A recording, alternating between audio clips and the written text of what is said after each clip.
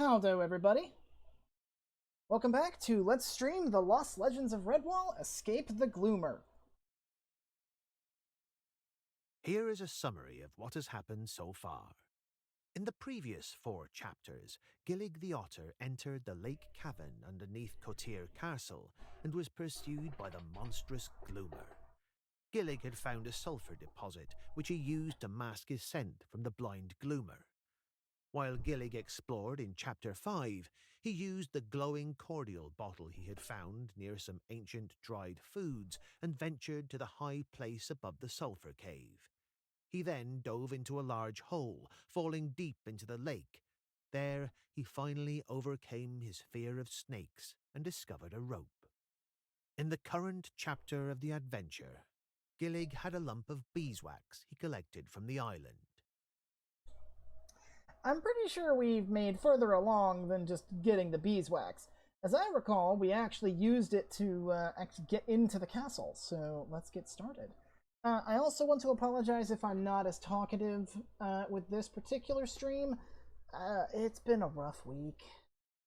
I may or may not have mentioned this in a Let's Play video. I know I've mentioned it in Stooges and Fridays with Friends and other stuff.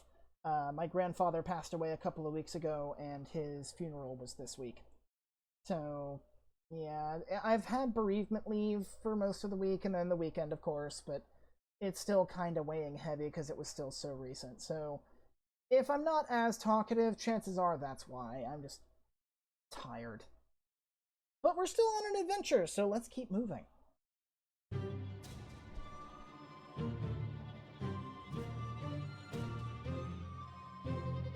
Chapter 7. Up the Down Staircase. Gillig was at last out of the cavern. The time had finally come to infiltrate the castle and find Verduga's scroll of inheritance, completing his mission once and for all. Gillig stood at the bottom of an ascending spiral stairway. Above, the stairs went up to a landing, and below the bottom of the stairs was a closed iron gate through which he could see the smooth rock shore on the lake. Well, there's no point in going through the gate because we know what's in there. I'm going to double check something real quick. Okay, good. My microphone is in fact picking up. All right, let's look at ourselves real quick, because I'm willing to bet we're probably still covered in sulfur.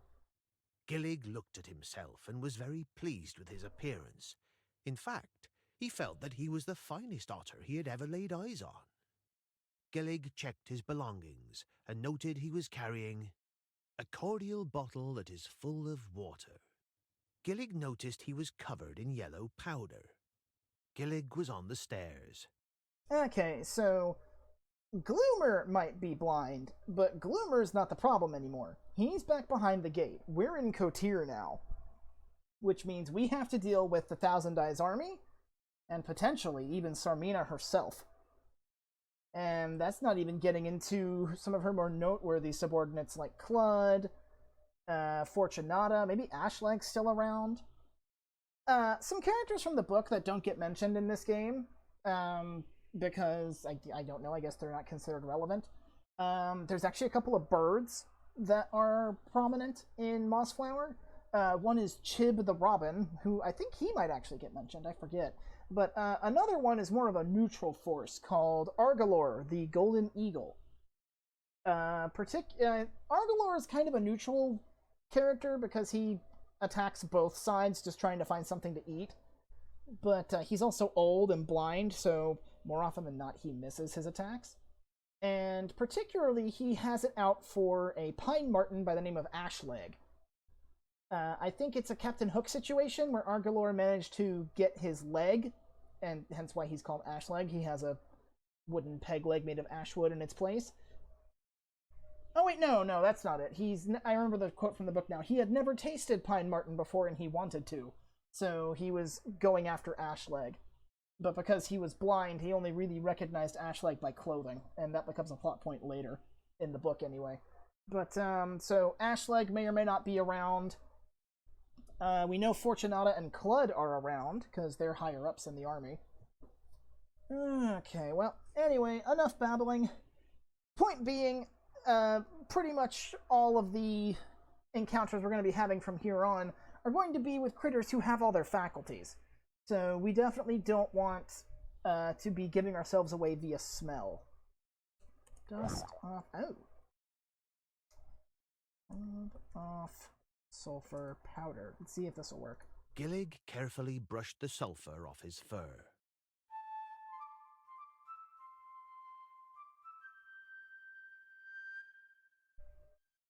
Gillig was on the stairs. Alright, so that should mask our scent, or well, it wouldn't mask it. They could probably still smell otter, but at least we won't be really giving ourselves away, because sulfur reeks. Alright, well, let's go up the stairs. Gillig proceeded carefully up the staircase, but stopped at the sound of singing. From above him, Gillig could hear the singing of another guard drifting down the stairs towards him. He was on the edge of a landing on a spiral stone staircase. He could go up or down from where he was. Visible to Gillig as he peeked around the corner was a staircase on one side, dimly lit by a flickering torch from somewhere above, and a weasel guard on the other side, standing in front of a dark passageway. The weasel gazed dully off at the stairs leading up, his mind clearly distant as he leaned against his spear to keep himself upright. Okay, so we have a proper vermin that we have to worry about. This guy sees us, he will more than likely run us through. So, let's look up the stairs, see what's going on up above us. The stairs looked like they were sturdy and in good shape. From above him, Gillig could hear the singing of another guard drifting down the stairs towards him. He was standing on the edge of the staircase landing. Okay, let's look at the guard. The weasel guard was dressed in armor and carrying a spear. He was staring off into the distance and had not noticed the young otter observing from below. Stretching luxuriously, he yawned and scratched at his ear while smacking his mouth loudly. From above him, Gillig could hear the singing of another guard drifting down the stairs towards him. He was standing on the edge of the staircase landing. Alright, let's look at his equipment. The spear was long and its blade was sharp. He would hate to be caught on the wrong end of it. From above... Okay. And he's just going to keep repeating about the singing. Can we listen to what he's saying? The weasel guard was singing aloud to herself. Who's the greatest ruler that the world has ever known? Who's the strongest soldier from which woodlanders flee below? The stupid queen is quite so mean, she left me here with you. Captain Clud stuck in the mud, a face so ugly only his mom could love. The guard's voice trailed away into a jaunty hum of the tune. Okay. Yeah, as I mentioned before, Tsarmina's crazy on the best of days. She does not treat her troops well. So morale in the keep is quite low. Especially after all of the Woodlanders fled, because if you'll recall, they got most of their taxes from the Woodlanders in the form of food. With the Woodlanders resisting, they don't have any food aside from what they can forage because they can't bully and steal anymore. So you got a boss that doesn't treat you right, and most of you and your comrades are going hungry. So yeah, morale for the Thousand Eyes army at this point not doing too good. So let's see if we can examine that passageway. Actually, can we go up the stairs? I doubt it because we hear the singing. We don't want to get caught, but I'm sure the game will tell us we can't do that. With the guard there, Gillig was not able to get onto the ascending stairs. Okay, so here's the thing. The landing said we could go up or down from where we were. I think in this instance, this is referring to the staircase across the way. So we need to distract the guards somehow. Well, the only item we have on us is the bottle, so maybe we could throw that and make a noise to distract him so we could sneak past.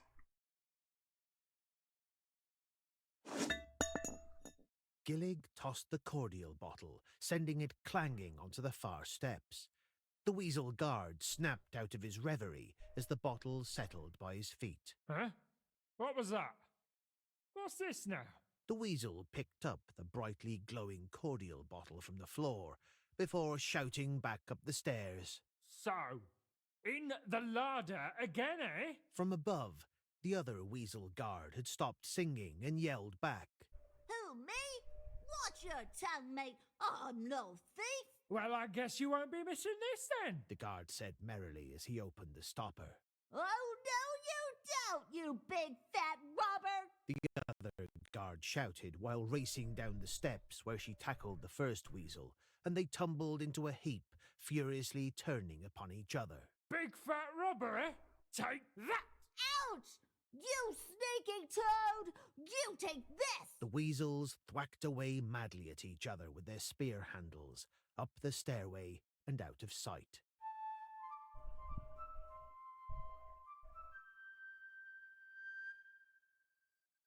He was standing on the edge of the staircase landing.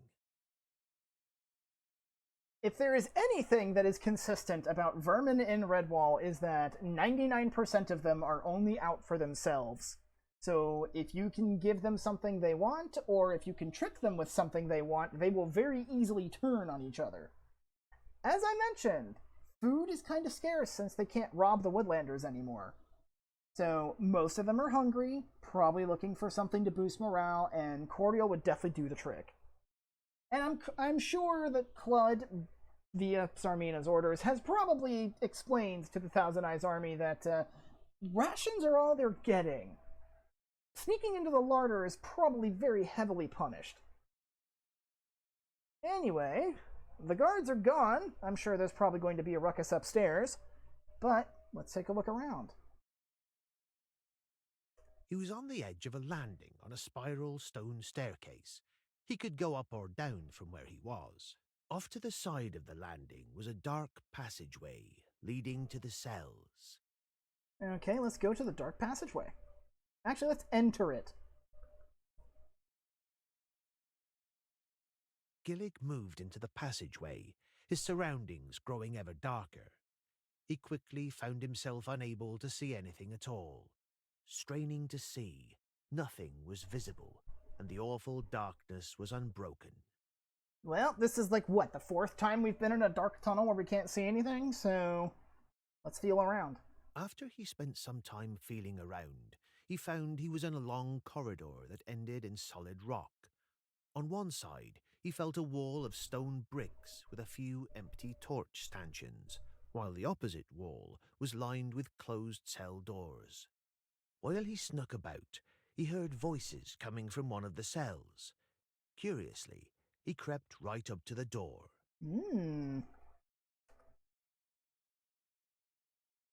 Gillig heard what sounded like two young ones excitedly squabbling within one of the cells.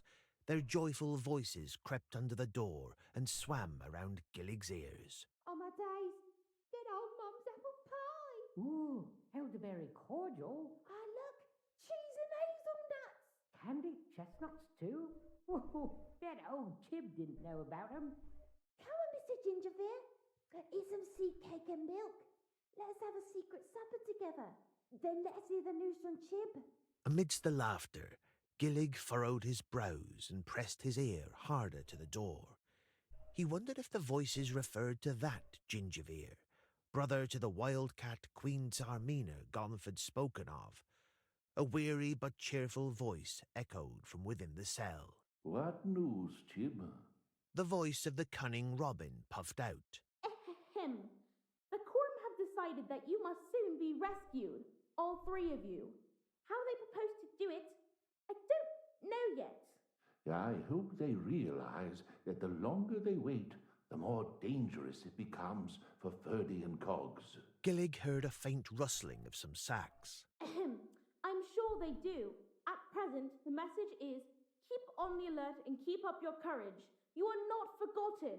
Through the door, Gillig could hear the soft beating of wing strokes growing distant as the robin disappeared. Mr. Gingerfear, I'm cold.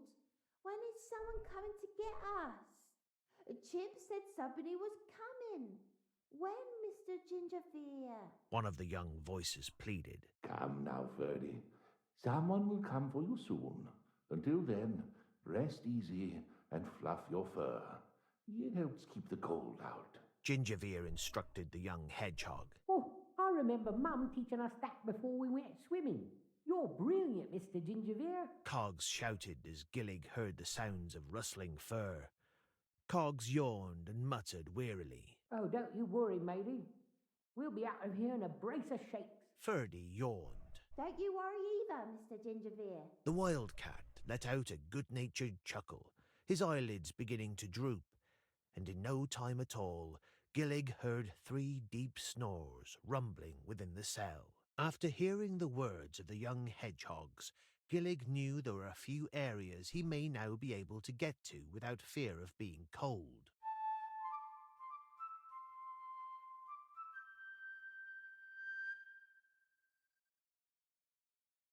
Okay, there's only really one area that we can go to that was too cold to really do anything with, and that was at the very bottom of the lake where Gloomer is, so yeah, we gotta go back there. So I was mistaken, Chib actually is in here. Chib is a robin. Technically, like Argalor, Chib is a neutral figure, though he's more of a mercenary on the side of the quorum. They pay him in candied chestnuts to effectively act as a messenger. And nobody at Cotir really pays attention to Chib, because well, Chib's a bird. Why would they care about a bird? I do remember at some point, multiple times throughout the book, actually, Chib demanding higher and higher amounts of chestnuts as hazard pay for not only having to potentially risk the wrath of Argalor, but also the attention of the guards potentially shooting arrows at him. So,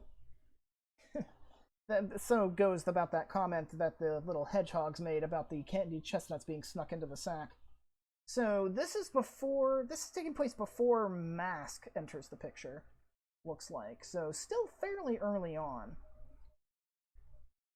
Well, maybe not early on, but Martin and the crew are definitely gone by now, so probably, I don't know if they'd be halfway to Salamandastron by now, but they're still kind of on that path.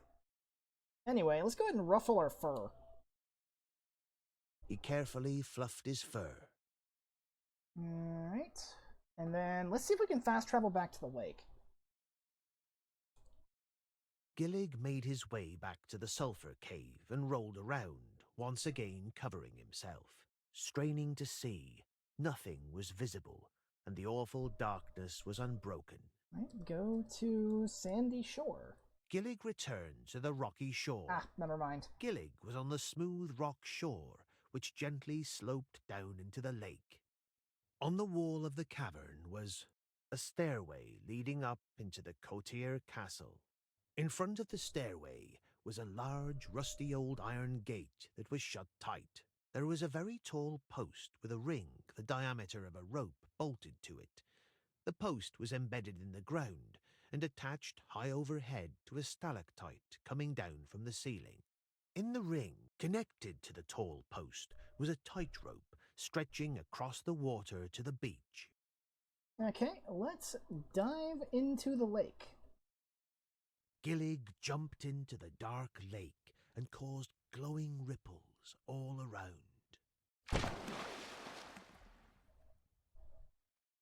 The smelly yellow powder was completely washed off. The maddened water rat was making right for Gillig. And we dive. Gillig took a deep breath and swam down into the water. Gillig swam down in the murky depths of the water. The cold shook him to his core as he swam into its depths. Gillig's eyes widened in horror as he witnessed the oncoming Gloomer. Now, for one reason or another, I don't think they ever explain why, Gloomer doesn't follow us into the darkest depths. So let's dive again. With our fur being fluffed, the cold shouldn't bother us. Gillig swam down into the cold water, straining to see. Nothing was visible, and the awful darkness was unbroken. Alright, well, let's feel around again, as you do in a dark space. He felt around, but found nothing special. He was deep within the cold, dark water. Nothing special, huh?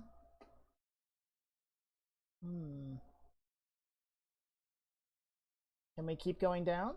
Gillig swam down into the cold water, straining to see. Nothing was. Through sense of touch, Gillig investigated the darkness and picked up something he found. He planned to check his belongings later. There we go.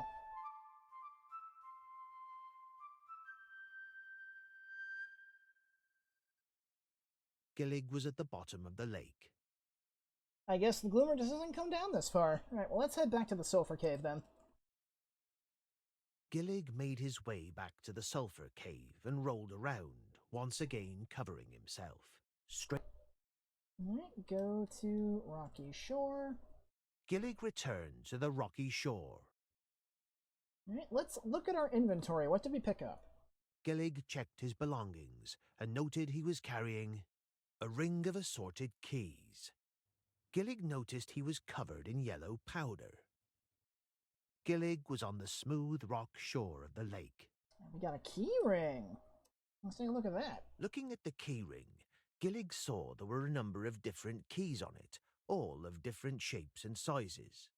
Gillig was on the smooth rock shore of the lake. My guess is that this probably belonged to whoever the unfortunate was that had the job of taking care of Gloomer before Clud got the position. Because why else would there be a key ring at the bottom of the lake? Alright then, well, let's enter Kotir.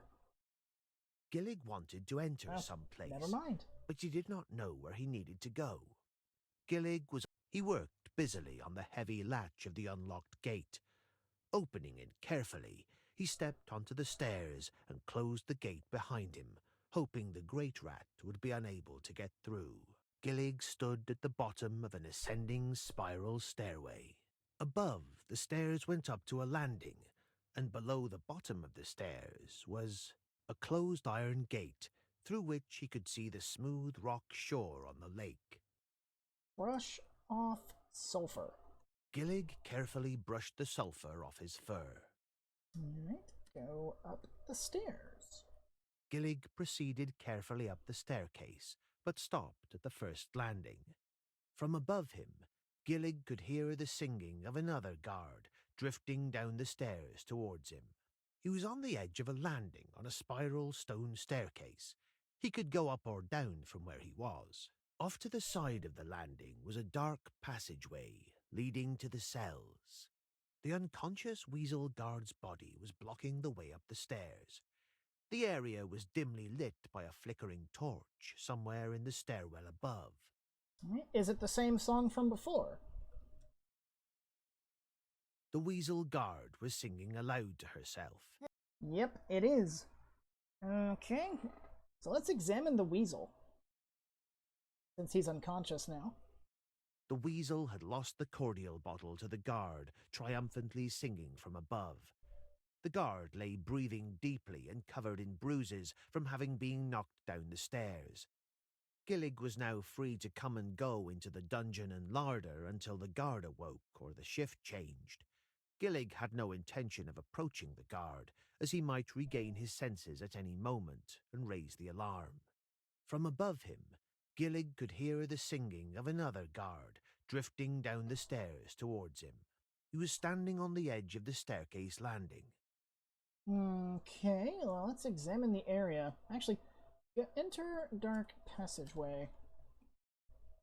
Gillig moved into the passageway, his surroundings growing ever darker. He quickly found himself unable to see anything at all. After he spent some time feeling around, he found he was in a long corridor that ended in solid rock. On one side, he felt a wall of stone bricks with a few empty torch stanchions, while the opposite wall was lined with closed cell doors. Well, let's see if we can unlock any doors. Gillig carefully felt about in the darkness of the dungeon. Starting at Gingivir's cell, he tried turning his keys in the lock, but the door remained tightly locked. One cell after another, he slowly and carefully turned the keys in the lock. Finally, at the very last cell closest to the open passageway and stairwell, the door opened silently. He quickly slipped into the cell and pulled the door closed behind him.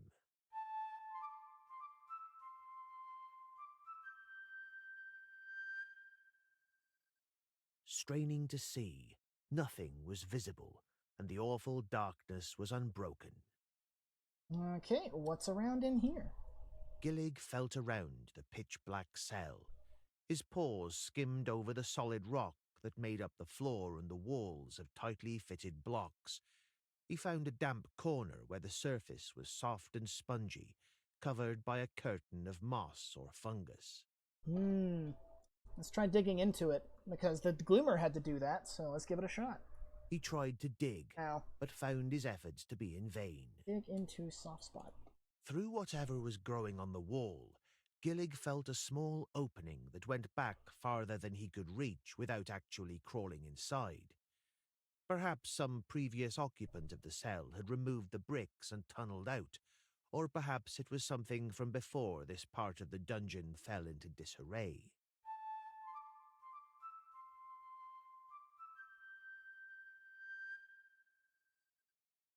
Okay, let's crawl into the opening. Never mind that it's pitch black and we can't see where we're going. He bent over onto his paws and crawled into the small opening. He could feel its walls squeezing him as he wriggled his way through. The crawl tunnel was so tight, he was unable to turn around. He had to go forward. Okay then, well, let's go forward. He crawled up the sloping tunnel until it leveled out. Now he could go forward or back from where he came. Well, let's keep going forward. There's no reason to go back. He crawled until he reached the end of the tunnel. Oh.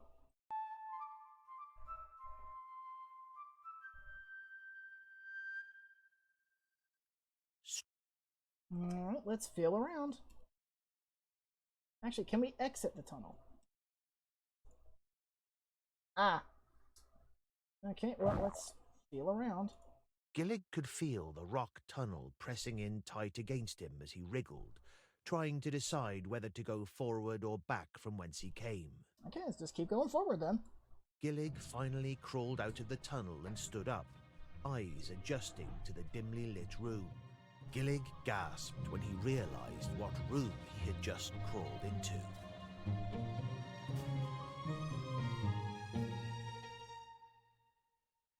Well, let's look around.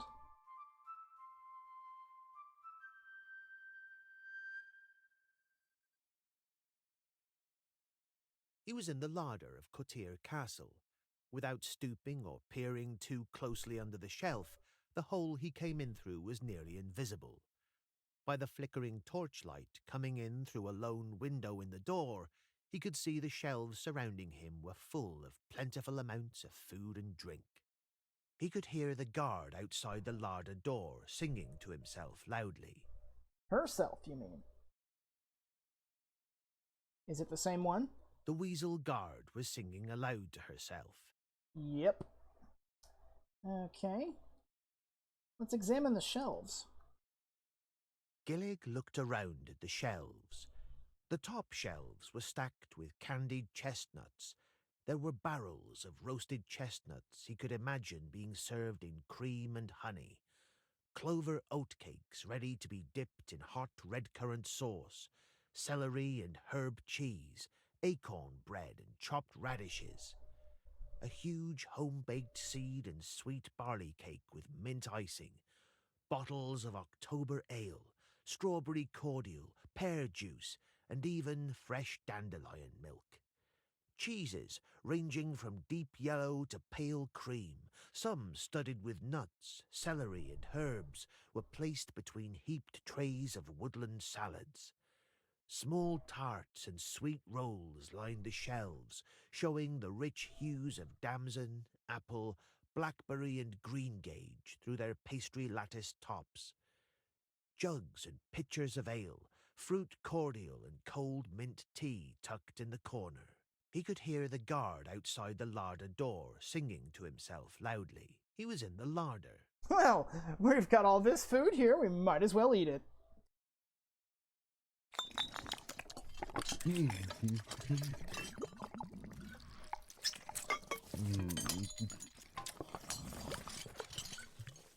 Gillig's stomach rumbled at the sight of all the food before him. Having eaten only mushrooms, he excitedly ate until he simply could not eat any more. He could hear the guard outside the larder door singing to himself loudly. He was in the larder. Okay, let's see if we can peer outside the larder door. Gillig looked through the window in the larder door and saw the guard standing near the flickering torch. Okay, well, let's exit the larder, because there really isn't much we can do here. Actually, let's keep looking around and see if there's anything noteworthy besides the food. Gillig looked around at the shelves. The top shelves were... Okay. Alright. Nothing's really changed. Nothing else noteworthy besides food and drink. So, yeah, let's just exit the larder. There's nothing else we can do here. He bent over onto his paws and crawled into the small opening. He could feel its walls squeezing him as he wriggled his way through. The crawl tunnel was so tight, he was unable to turn around. He had to go forward. Straining to see, nothing was visible, and the awful darkness was unbroken. He crawled up the sloping tunnel until it leveled out. Really? Am I stuck here? He crawled down the tight, rocky tunnel, stopping just before he exited into the cell. Ah, okay. It's just awkward wording. Through the curtain of moss, he crawled out of the tunnel back into the dark cell and stood up.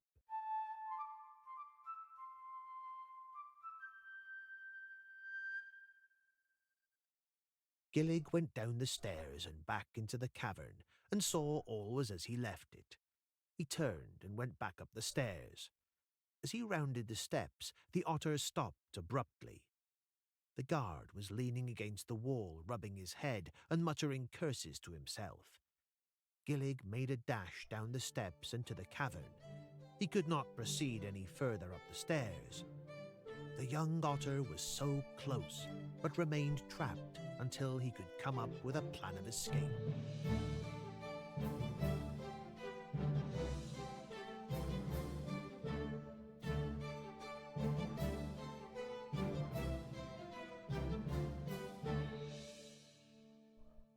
And we got an interlude. Interlude. Gillig went up the stairs faithfully every day. One day, Gillig found the guard at the dungeon level had gone, and Gingervere's cell was empty. Gillig recalled the conversation he had heard through the cell door and was filled with joy. The Corim must have successfully rescued both Gingervere and the two hedgehogs. With the guard no longer nearby, Gillig was free to come and go into the larder. No longer did he have to depend on the contents of the mushroom cave for food. However, the guards in front of the larder door and further beyond it always seemed to be on duty. Still, Gillig spent time raiding the larder from the secret tunnel and enjoyed the woodlanders' food. Time pressed forward. Gillig had navigated all throughout the cavern and found ways to keep himself busy. Once, while sound asleep, he was awoken by a tremendous slamming of a rock door, but upon searching the cavern, he could not find the door. Unbeknownst to him, in the cavern high above, a mole had bored a tunnel from the river Moss, and as a result, a new small dripping of water had started flowing into the cavern.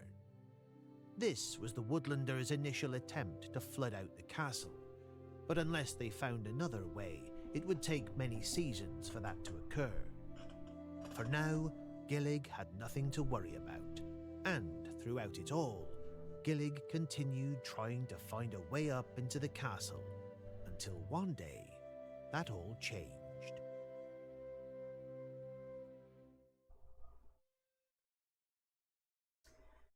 Okay, I don't know how Gillig could possibly know about the tunneling attempt, because I'm pretty sure that was planned after he entered the place, but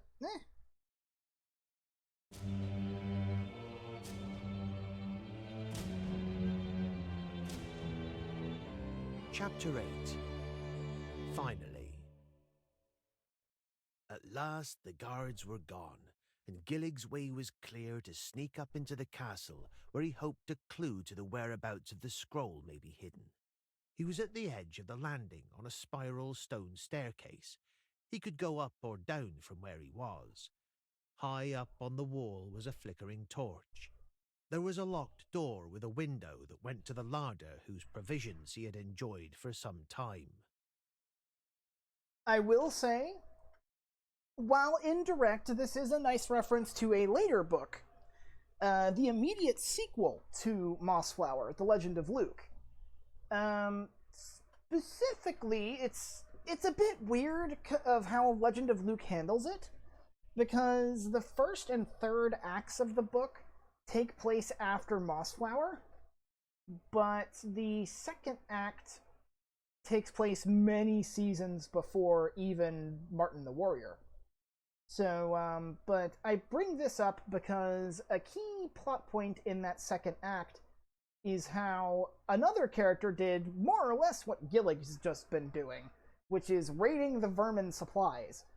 Unbeknownst to him, that is severely impacting things for the Quorum, because with less food to eat, the guards aren't as healthy, they aren't as battle-ready, so he's helping, indirectly. And that is similar to what a character in The Legend of Luke, I believe his name is Beau. It's like Beaux, or Beau, one of the two. He's a hare. So, he did something similar to the antagonist of the second act of The Legend of Luke. Kind of pretended to be a ghost and would raid their larder every night. And that ended off a lot worse than anything what Gillig could do, because if there's anything that's consistent about hares in Redwall is that they could really pack it away.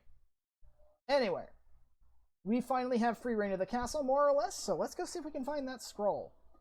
Let's examine the torch. I don't think we'd want to take this since we still want to be stealthy, but you never know. The torch provided just enough light for Gillig to see, though its brightness guttered fitfully against the crumbling room.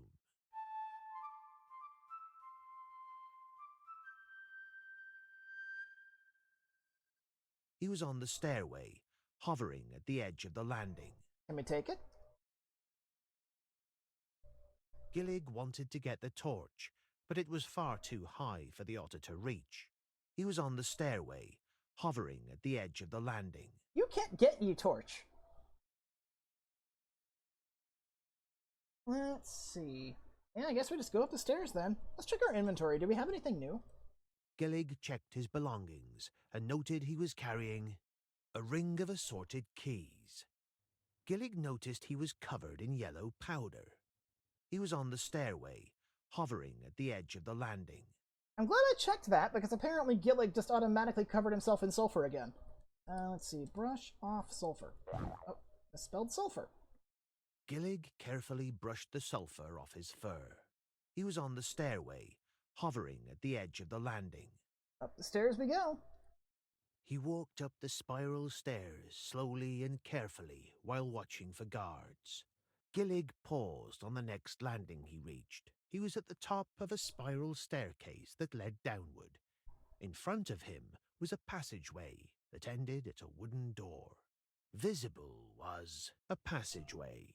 Okay, let's examine the passageway. He was at the top of a spiral staircase that led downward. In front of him was a passageway that ended at a wooden door. Nothing to say about it? Like, not the stonework, nothing of interest? Okay. Oh, what about the door? The wooden door was closed and unlocked. He was at the top of the spiral staircase. I wonder how he could tell it's unlocked if it's closed without like actually engaging with it, but let's open the door. He opened the door carefully, peeking around to verify there were no guards about. He stepped through and quietly closed the door behind him. He was in a long hallway within Kotir Fortress. High above Gillig's reach, the sunlight shone through windows into the hallway. In the middle of the hall was the closed wooden door that went down to the lower levels. Down the hall to one end, there was a passage which curved out of sight, and a number of guards could be heard. And at the other end, there was an ascending spiral stairway that led up to the higher parts of the castle. I'm willing to bet you that area with all the guard noise is either the barracks or the mess hall. So let's have a listen. Gillig heard chatter, but was afraid of getting too close and becoming spotted. He was in a long corridor in Kotir. Okay, so let's see. One end, curved out of sight. Ascending spiral stairway. Alright, well, let's go up the staircase. He walked up the spiral stairs slowly and carefully while watching for guards. He was on the spiral stairs, fully lit by the windows high above his reach. He could go up or down from where he was. Well, only one way to go. Let's keep going up. He walked up the spiral stairs slowly and carefully while watching for guards. Gillig paused on the next landing he reached. He was on a landing on a set of circular stairs leading up to the roof. He could go up or down from where he was. There was a doorway with a closed door.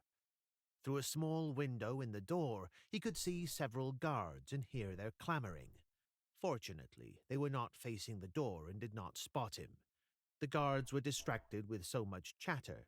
Gillig was able to listen in. Why not? Let's see if we can actually glean something of use from this idle chatter.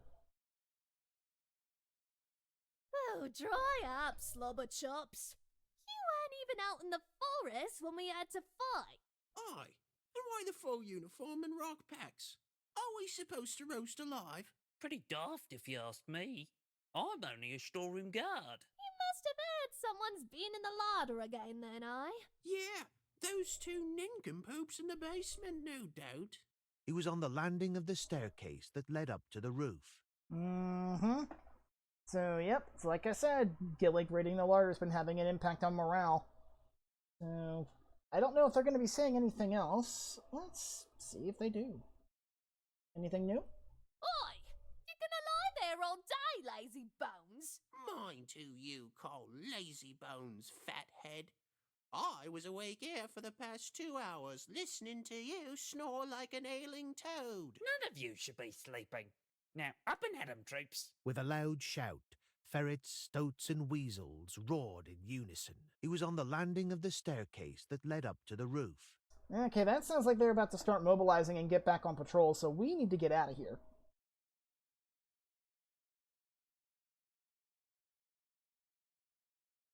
He walked up the spiral stairs slowly and carefully while watching for guards. Gillig paused on the next landing he reached. He was on a landing just below the rooftop. The stone spiral staircase went downward, while a wooden loft staircase went upward. Before him was a closed wooden door. Now let's examine the wooden stairs. He wanted to look at something, Okay. but it was either not visible to him, or he could not find anything about it. Okay, examine loft stairs? The stairs looked like they were sturdy and in good shape. He was on the staircase landing just below the roof. I would imagine that probably goes up into the roof then. We probably don't care about that. Tsarmina is the queen. She would live on the highest floor, but I've never heard of any queen that lives in an attic. So let's examine the door. Etched into the wood of the locked door was the emblem of the 1,000 Eyes. Gillig ran his paw over the symbol, which had belonged to the late Lord Verduga. There was a closed peephole that could only be opened from inside the room.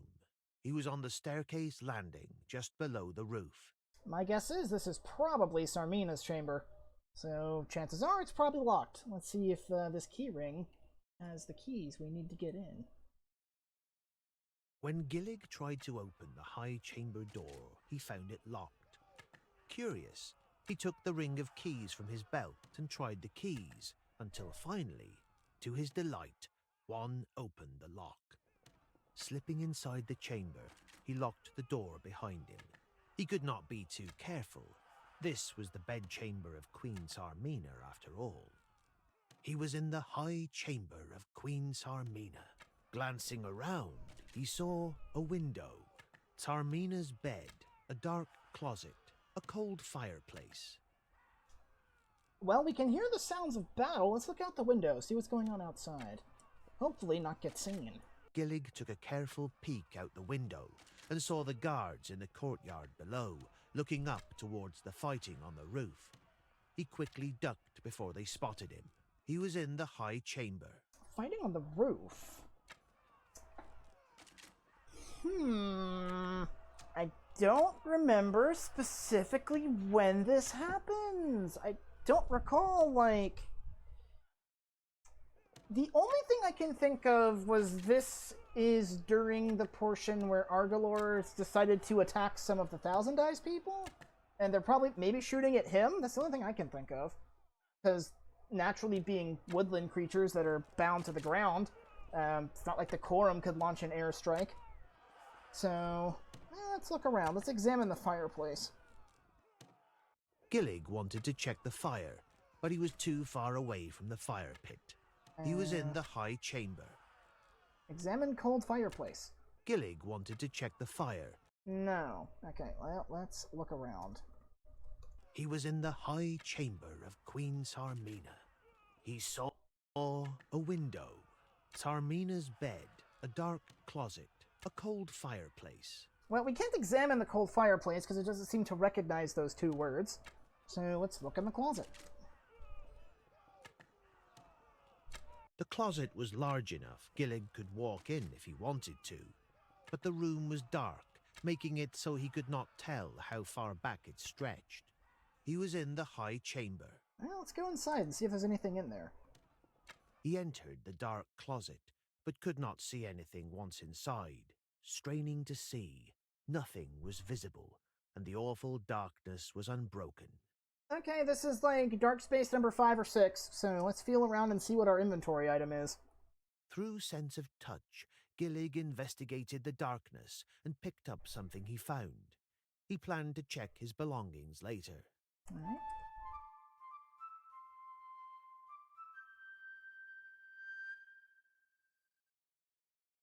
Out of the closet. He returned from the closet back into the high chamber. Gillig heard loud footsteps coming from outside the door, a harsh voice yowling. Hurry and open the door, you blithering idiots! If those woodlanders want battle, I'll stuff every one of them full of arrows! Give me my bow! Another voice, gruff and weasel-like, replied, Right away, m'lady. He was in the high chamber of Queen Tsarmina. He saw a window, Tsarmina's bed, a dark closet, a cold fireplace. Sounds like Cludd is about to open the door, because as I recall, Cludd's a weasel. I'm going to guess that they will probably look in the closet, dark though it may be. Cats also have really good eyesight. I doubt we'll be able to hide in the fireplace either, because the only way from there would be up.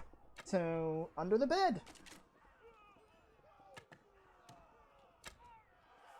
Gillig laid down on his stomach and crawled under the Wildcat Queen's bed. As Gillig hid under the bed, he heard and saw Tsarmina moving about the high chamber while a guard stopped next to the bed. Gillig was stretched out on his stomach under the bed of the Wildcat Queen in the high chamber. He noticed the legs of the bed and the paws of the guards that stood to attention in the room. Hanging from the guard's belt was an otter's sling. Gillig dreaded to think it was a trophy taken in battle. Ooh. Alright, well, let's listen to hear what's going on. He heard the sounds of the Wildcat Queen tearing through the bedchamber. You idiotic scum! I'll have your heads if you don't find that bow! The terrified guards noticeably gulped at the threat and began to search with greater haste. He was on his stomach, under the bed. Well, let's examine the bed legs. Gillig noticed a message scratched into one of the legs of the heavy oak bed, the carving so faint he almost missed it.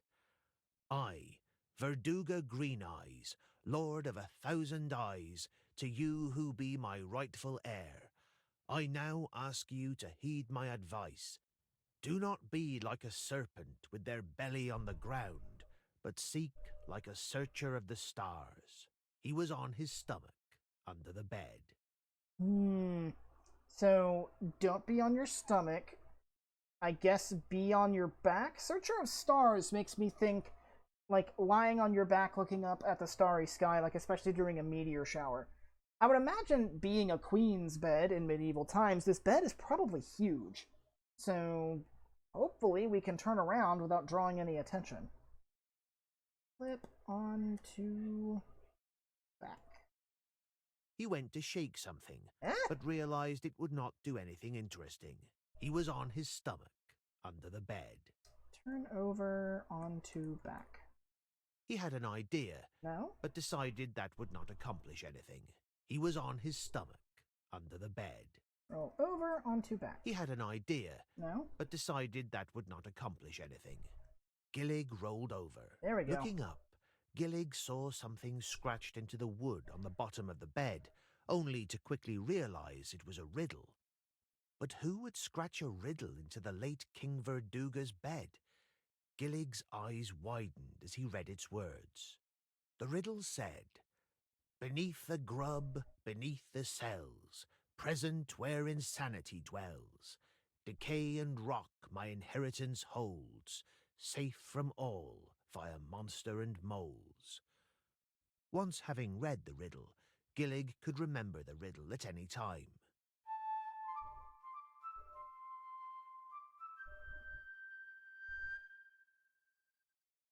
Gillig was stretched out on his back under the bed of the Wildcat Queen in the high chamber. Hanging from the guard's belt was an otter's sling. Gillig dreaded to think it was a trophy taken in battle. I mean, we can try and take it, but doing so might risk us getting caught. Let's see if we can take it. Hoping to be as stealthy as Gonf the Mouse Thief, Gillig reached out and carefully took the sling.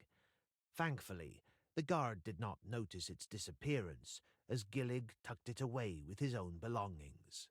The guard's legs were wobbling, making little shifting noises. Milady, perhaps it's under the bed? Tsarmina trudged around the room furiously, her paws moving with haste towards the guard.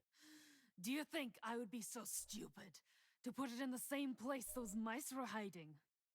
The same mice who escaped from here! This is all your fault, you fat slug!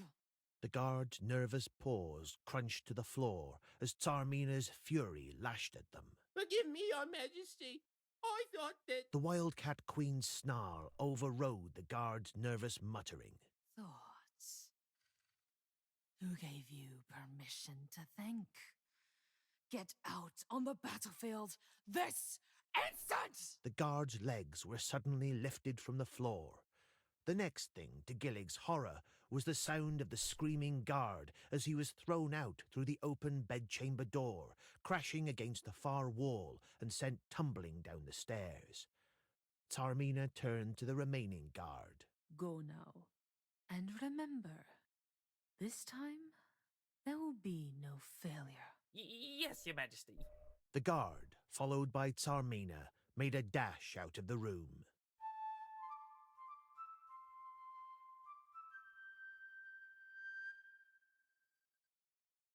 He was laying on his back, beneath the bed. Okay. Crawl out then. Should be safe with Tsarmina gone. Gillig crawled out from under Tsarmina's bed and stood up. He was in the high chamber of Queen Tsarmina. Located in plain view was a window, Tsarmina's bed, a dark closet, a cold fireplace. You know, we never did check what we picked up from the closet. Let's see what's in here. Gillig checked his belongings and noted he was carrying a sling, a ring of assorted keys, a fire-starting kit. He was in the high chamber. Okay, that makes sense, considering the cold fireplace. So we got another fire-starting kit. Let's examine the bedroom door, because I think it mentioned something about a peephole? He was in the high chamber of Queen Tsarmina. He saw a window, Tsarmina's bed, a dark closet, a cold fireplace. The wooden door had a peephole with a locking cover, which prevented anyone from the outside using it. Open peephole cover. Let's see if that does anything. He had an idea, but decided that would not accomplish anything. Open peephole? He had an idea. Nope. Let's see. Look through peephole. Can we mess with that? Gillig looked through the peephole and saw the coast was clear. He was in the high chamber. Alright, well, let's listen to the riddle again. You can type in recall riddle at any time to get it again. Gillig remembered the riddle that was scrawled underneath the bed. Beneath the grub, beneath the cells, present where insanity dwells. Decay and rot my inheritance holds, safe from all, via monster and moles. He was in the high chamber. Beneath the grub, which means more than likely beneath the mess hall, or potentially beneath the larder. Beneath the cells, underneath the dungeon, present where insanity dwells, referring to the Gloomer. So it's somewhere in the lake. Decay and rock my inheritance holds. There is that island that's covered in, like, decay and carrion, so probably over there somewhere. Safe from all via monster and moles.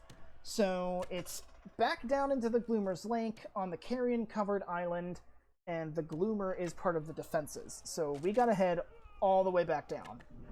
I don't know if we can fast travel there from here, but we can try. Gillig could not reach the sulphur cave now that the cavern was flooded. He was in the high chamber. This might be the final battle then. If the cavern's starting to flood, this might be the battle that actually ends everything. So we're gonna have to leave manually. Alright. Gillig looked through the peephole and saw the coast was clear. Gillig unlocked the door and stepped through cautiously, making sure he locked it behind him. Tsarmina was on the roof, screaming curses at her ranks as a squad started down the steps. Gillig quickly fled forward, overhearing the guards' voices behind him. Oh, sounds like this is going to be a big fight. Why do we have to go down below and miss it all? I'd rather be here than losing my head. He was on a landing on a set of circular stairs leading up to the roof. He could go up or down from where he was. There was a doorway with a closed door. Through a small window in the door, he could see several guards and hear their clamoring. Fortunately, they were not facing the door and did not spot him. The guards were distracted with so much chatter. Gillig was able to listen in. Okay, are they gonna say anything different? Oi! You gonna lie there all day, lazy bones? Nope, they're not. Let's go down the stairs. Gillig bounded down the spiral staircase quickly but quietly. With the squad close behind, he had little time to waste. Gillig heard the squad of soldiers approaching. Soon, they would be able to spot him. He was on the spiral stairs, fully lit by the windows high above his reach. He could go up or down from where he was. Well, we're not about to go walking face first into a squad of vermin. Let's go down the stairs. Gillig bounded down the spiral staircase quickly but quietly. With the squad close behind, he had little time to waste. Gillig heard the squad of soldiers approaching. Soon, they would be able to spot him. He was in a long hallway within Kotir Fortress. High above Gillig's reach, the sunlight shone through windows into the hallway. In the middle of the hall was the closed wooden door that went down to the lower levels. Down the hall to one end, there was a passage which curved out of sight, and a number of guards could be heard. And at the other end, there was an ascending spiral stairway that led up to the higher parts of the castle. Let's keep going down the stairs. Gillig wanted to get down the stairs quickly, But if he was not also quiet, he would alert the guards coming up behind him. Gillig heard the squad of soldiers approaching. Soon, they would be able to spot him. He was in a long corridor in Katir. Quietly go down the stairs? Gillig wanted to get down the stairs quickly, but if he was not...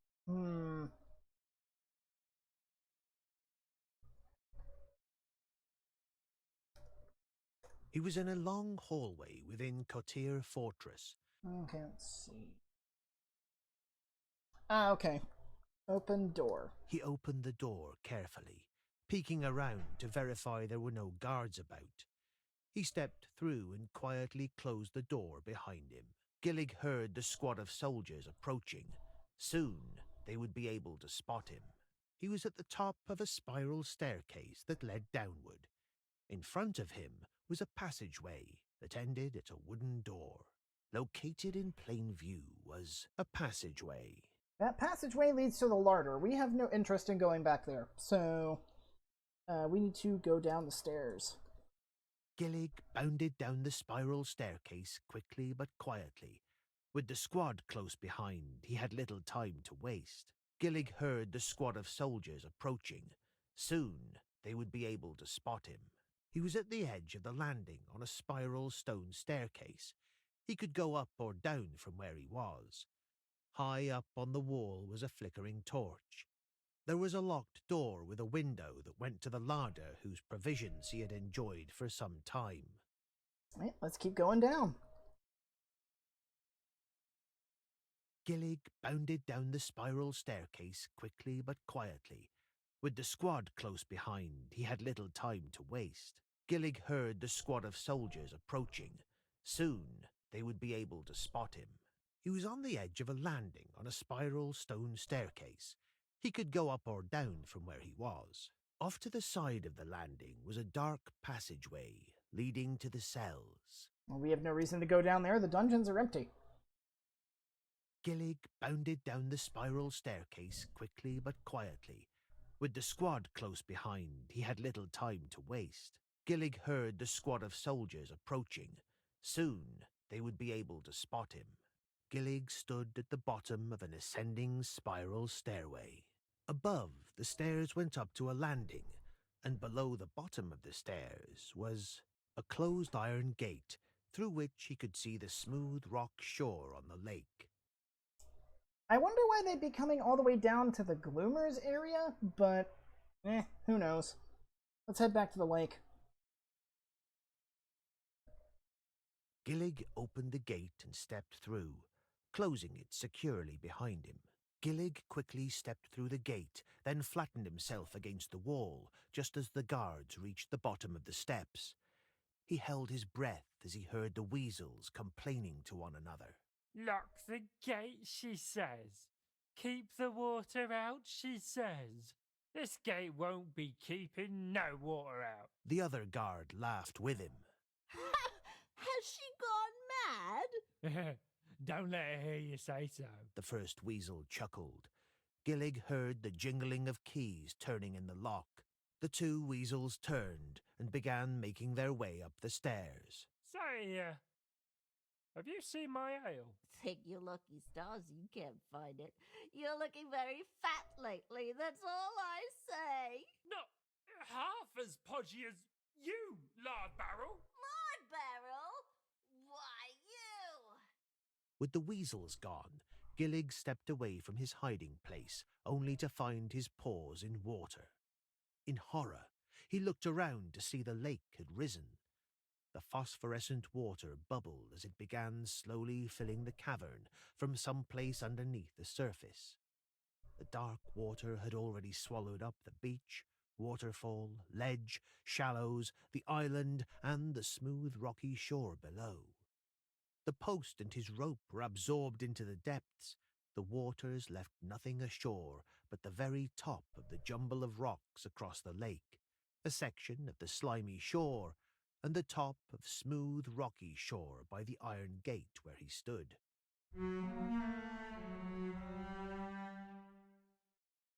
Making right for Gillig was an enraged Gloomer. Well, yeah, this place is certainly flooded all right, which means we can't get sulfur anymore. So the only safe place is the jumble of rocks. Let's go over there. Gillig quickly swam over to the jumbles. Gillig was at the top of the jumble of rocks against the cavern wall.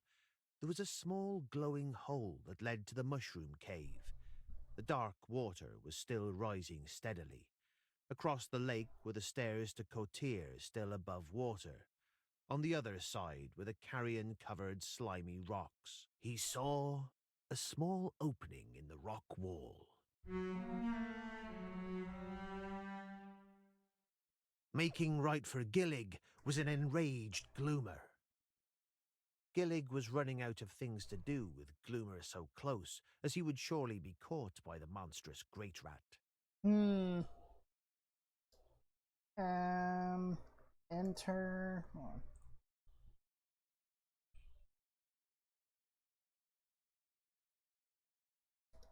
Enter a small opening? Gillig was running out of things. No.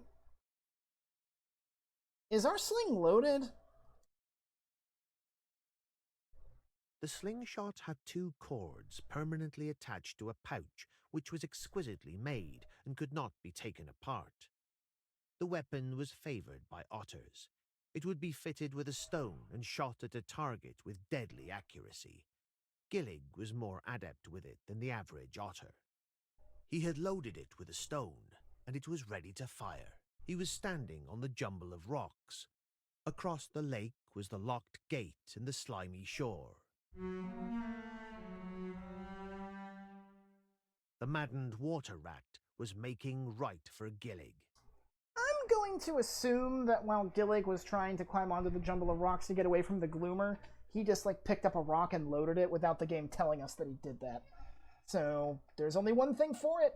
Gloomer's here. We got a weapon. Time to defend ourselves. Gillig took careful aim as the monstrous water rat raced towards him. He expertly wound his sling quickly and released it, sending the stone speeding through the air and taking the great rat square between the eyes. Gloomer careened backwards into the water, letting out a horrible roar as he sank, vanishing into its depths below.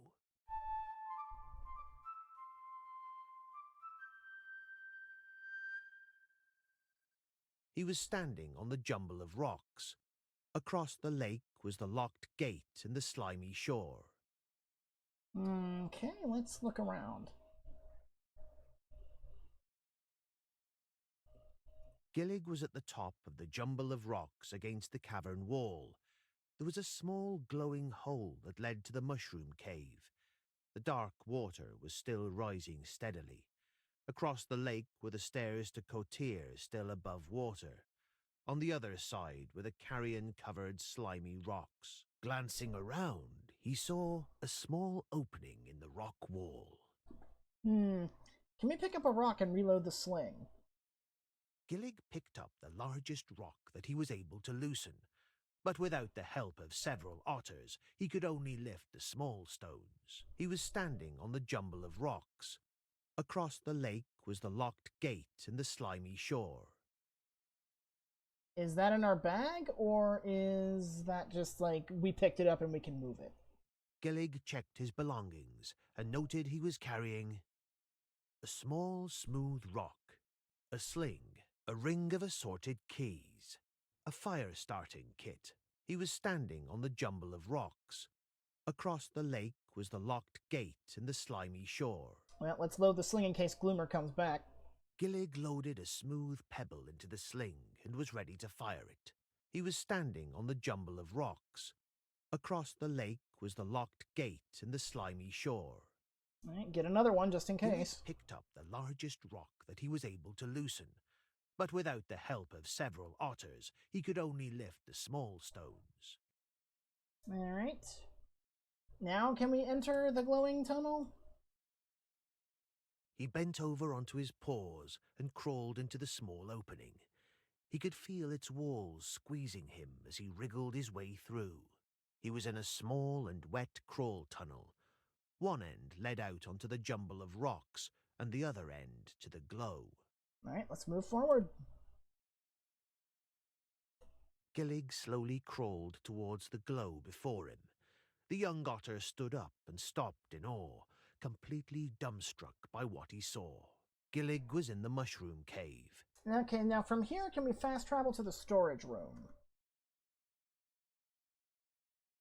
Gillig had a thought. Nope. But he had no idea how to do it. Gillig was in the mushroom cave. Gillig was in a large, glowing cave, his mouth gaping in wonderment.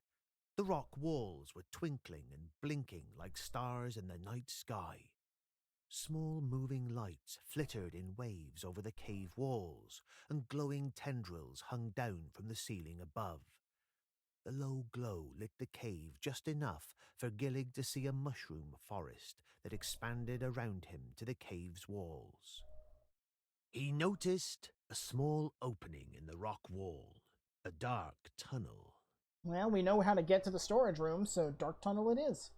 He walked into the dark tunnel. Straining to see, nothing was visible, and the awful darkness was unbroken. Move forward. Can we do that? He cautiously moved forward and felt water in front of him. Cross the water. Gillig had a thought, No? but he had no idea how to do it. Can we just keep going forward then? He cautiously moved forward and felt water in front of him. Okay, feel the water. He felt about in the darkness and found that the tunnel floor was now covered in water.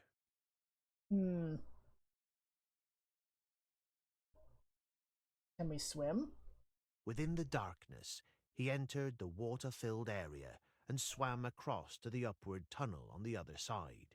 Straining to see, nothing was visible, and the awful darkness was unbroken. Well, at least we don't gotta worry about crossing that log in the crevice anymore. He walked up the long ascending tunnel that curved like a spiral staircase. He stopped as he entered into a large cave. Straining to see, nothing was visible, and the awful darkness was unbroken. Alright, is this the storage cave? I think it is. Gillig would now remember how to go to the storage cave whenever he needed to. He felt about in the darkness, finding the dried mushrooms and roots on the shelves, from which he took as much as he could carry.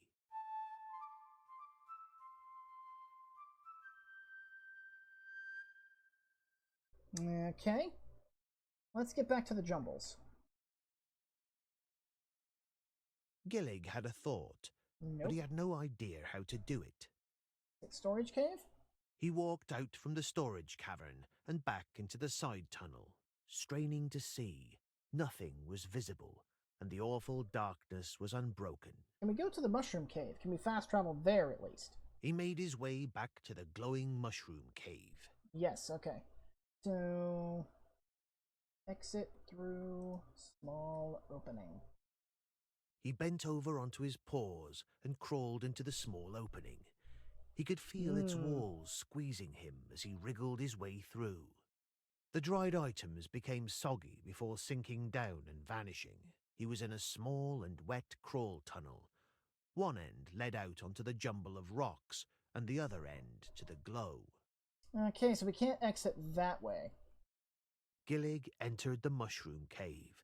Its glowing visage never ceased to amaze him. Straining to see, nothing was visible, and the awful darkness was unbroken. If you say so. Yeah, narrator's getting kind of weird here now, because we're getting closer to endgame. Gillig would now remember how to go to the storage cave whenever he needed to. Okay, well, let's keep feeling around and see if there's a way out. Gillig felt about in the darkness and found the opening under the shelves. Right, enter opening.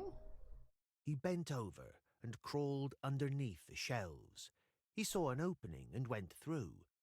It was not a tight fit, and he was able to move quickly through to its lighted end. He exited the tunnel he had taken from the storage cavern and was on the ledge above the slimy shore. As he looked down, the distance to the ground would be a hard fall. He had survived dropping from higher heights, so he felt confident in getting down safely. Alright, drop to slimy shore. He wanted to drop something, but realized he did not have it. He was at the edge of the tunnel, just above the slimy shore. Let's do it then. Gillig jumped down carefully from the tunnel opening and landed hard on the ground. Gillig was on the carrion-strewn slimy rocks overlooking the lake. Ugh. Examine slimy rocks. He wanted to look at something, but it was either not visible to him or he could not find anything about it. Okay, what about the carrion? Gillig was disgusted by the piles of decaying fish, the overwhelming smell making his nose crinkle. He was standing on the slimy shore. Across the lake was the jumble of rocks and the locked gate. Well, we probably don't want to go into the water because we don't want to ruin our dried items. We know it's around here somewhere, so dig through the carrion? He gritted his teeth and started digging into the mounds of carrion. Suddenly, he found something and stepped back to take a look. Gillig was on the carrion-strewn slimy rocks overlooking the lake. Set into the rock was a closely fitting stone slab. The slab was sitting at the edge of the rising lake and would soon be underwater.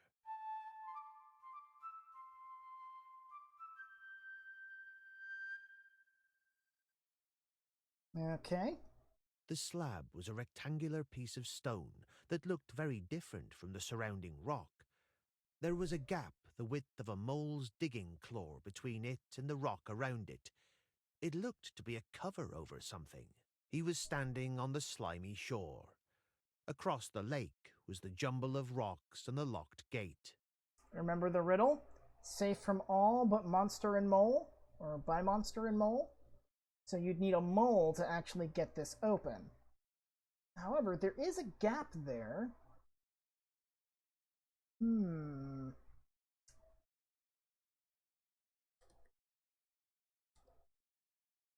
He wanted to look at something, but it was either not visible to him or Gillig checked his... Okay, examine dried food. He wanted to look at something. Okay, examine dried mushrooms. He wanted to look at something. Okay, I just can't look at it for some dumb reason. Okay, well, what I'm thinking is a little bit of physics is we can probably widen that crack by applying some thermal shock. We've got plenty of cold water, and we can probably start a fire. So let's splash water onto slab. He splashed some water around. He was standing on the slimy shore. Across the lake was the jumble of rocks and the locked gate. Place dried items onto slab. Gillig dropped the dried mushrooms and roots onto the slab.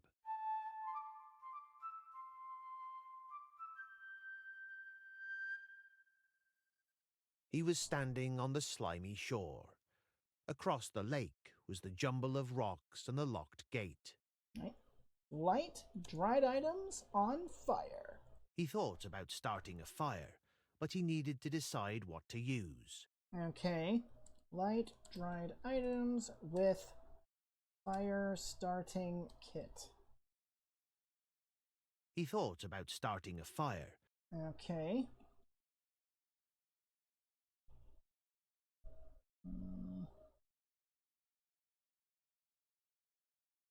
Nope, can't have use as the first word. We need to light a fire here. The game's just not letting us. Start fire with fire starting kit. Do I really need to be this specific? There we go.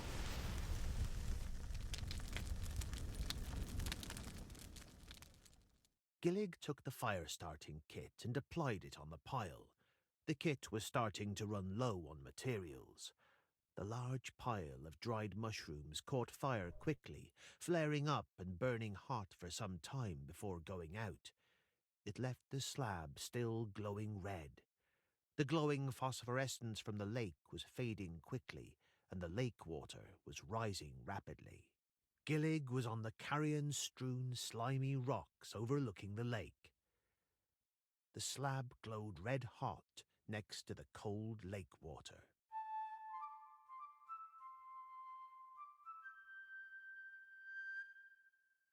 So now that it's nice and red hot, we apply some instant cold, get some temperature shock going, and that should fracture the rock on the slab.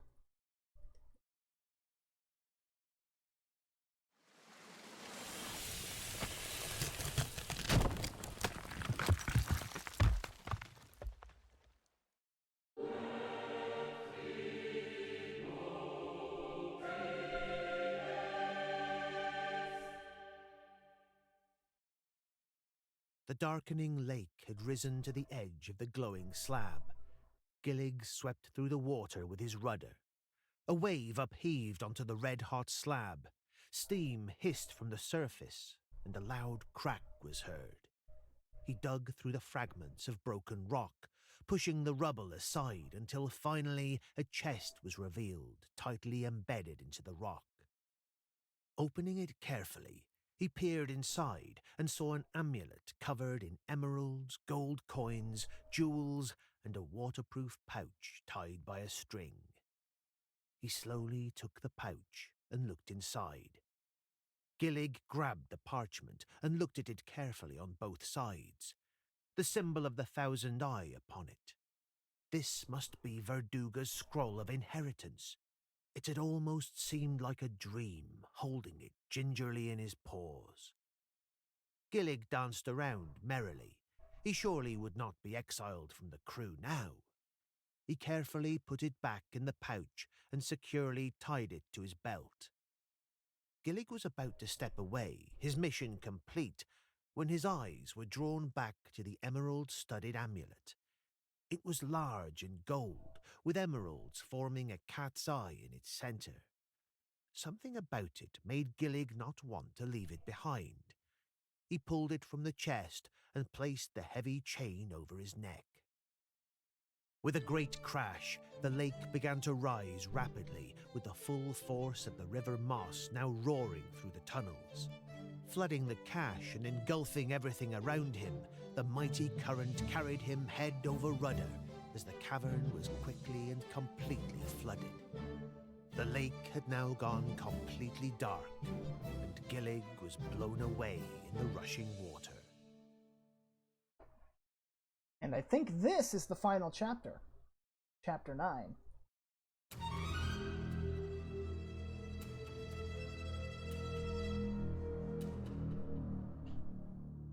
Chapter 9. Triumphant. The cavern had flooded completely, and Gillig was being buffeted about in the dark, cold water. He concentrated on holding his breath. Fresh air. Just one breath, he wished. One lungful of good, clean air. He had to find his way out, and soon. Straining to see, nothing was visible, and the awful darkness was unbroken. Well, only one thing to do. Let's feel around. Again. Gillig felt around and realized he was at the bottom of the lake. Gillig was at the bottom of the lake. Okay, well, let's swim up. Gloomer's in here somewhere. We don't want to be in the same area as him. He swam up a ways in the water. It was still cold, but not nearly as fierce as before. Straining to see, nothing was visible, and the awful darkness was unbroken. Keep going. He swam up a ways in the water. It was still cold, but not nearly as fierce as before. Gotta hit the surface eventually. He swam up and hit his head on the cavern roof.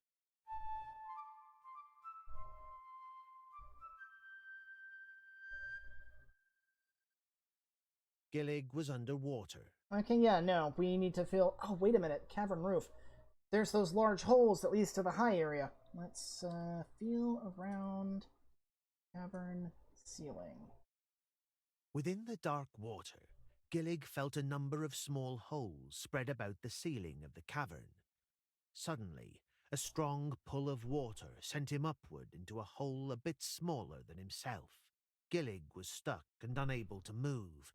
Bubbles of air were slowly starting to escape from his mouth. He had been underwater far too long. Fresh air. Just one breath, he wished. One lungful of good, clean air.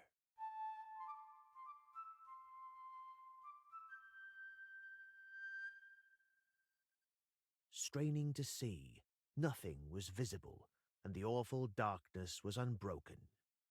Well, we seem to be stuck. When the Gloomer was stuck, he struggled and broke free, so let's try that here. Gillig squirmed, shook, wiggled, jiggled, and twisted as best his bulk would allow. Gillig twisted once more and was suddenly pushed free. The great force of the current dragged him upward violently. With a huge rush, accompanied by much barking and shouting, the otter broke the surface. Gillig lay floating on his back, coughing and gasping, gulping in vast quantities of clean, fresh air. Never again would he take such a wondrous gift for granted. Gathering his wits, he realized he was at the top of the dark space.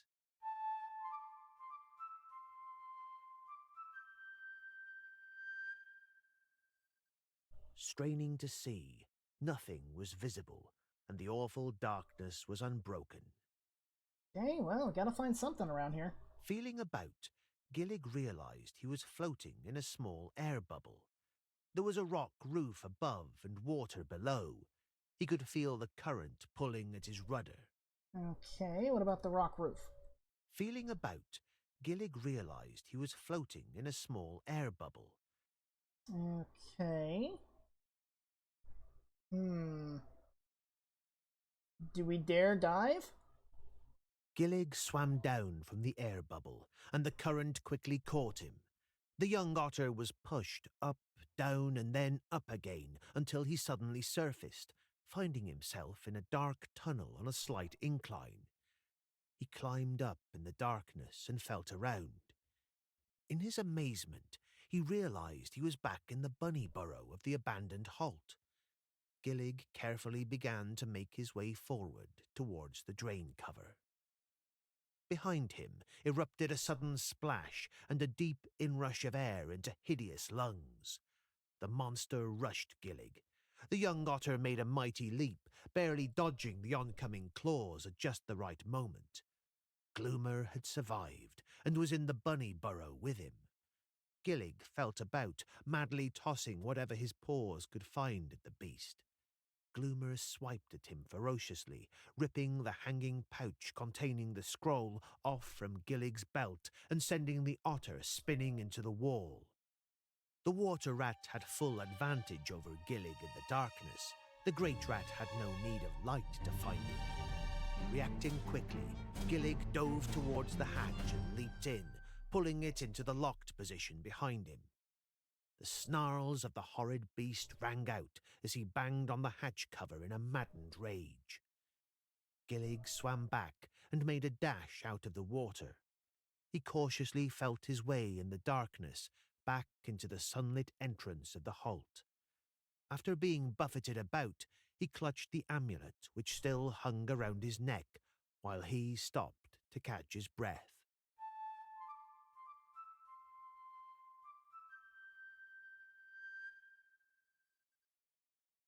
Gillig was in the entrance chamber of an ancient, ruined otter halt.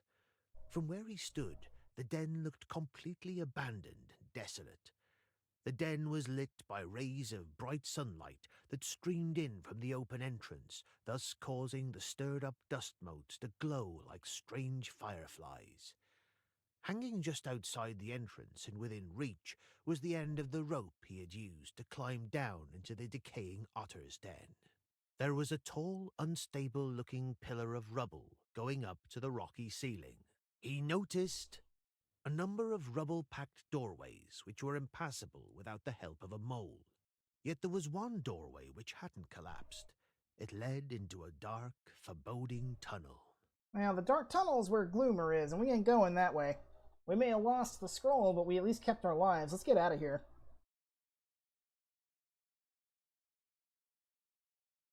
Grab onto rope. Gillig thought about leaving via the rope, but he could not face Skipper without completing his mission. He had come so far already. He was no longer afraid of the water rat. If he could get the Gloomer into the light, he would be able to finally defeat the monster and retrieve the pouch with the scroll of inheritance. Gillig was in the entrance chamber of the Halt. Okay, well, we're not about to go into the darkness and face him, so let's look around in the rubble. Surely there's not going to be a second torch in there, right? Gillig looked at the rubble and saw it was filled with rocks and wood scraps. Gillig was in the entrance chamber of the Halt. I believe we still have that fire starting kit. It still has some uses, right? Gillig checked his belongings and noted he was carrying a small, smooth rock, a sling, a ring of assorted keys, a fire-starting kit. Around his neck was the amulet he had found in the chest. Okay, so we do have it. So let's pick up some wood scraps, because I'm willing to bet you that big main chamber probably needs to have its fire lit again. Gillig collected some wood scraps from the rubble. Gillig was in the entrance chamber of the Halt. To the dark tunnel. Gillig considered going back into the dark sections of the Halt. He needed to get back into the bunny burrow, but without a source of light, Gloomer would make short work of him. Gillig decided to concentrate his efforts in the lighted entranceway, hoping he would be able to find something that may be of use. Gillig was in the entrance chamber of the Halt. Okay, is there something we missed? Gillig was in the entrance chamber of an ancient, ruined otter halt. Let's see.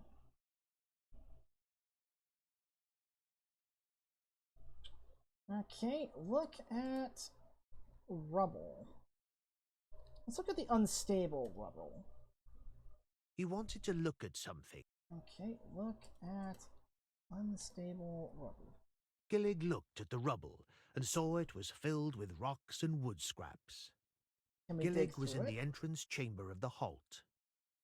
Gillig dug around, scattering the rubble about. His face lit up, astonished by the sight of another old torch, which had held itself together.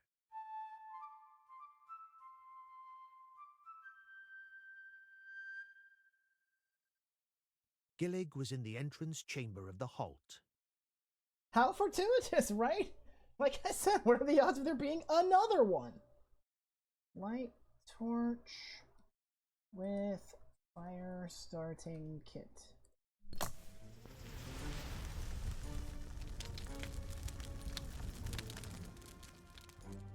Gillig took everything from the fire-starting kit and lit the torch. After doing so, the remaining bits of the kit were finally used up. As soon as the torch flared, Gillig heard a thump behind him. There were more thumps from the dark ceiling, which slowly reached a crescendo. Turning in horror, he saw he was no longer alone.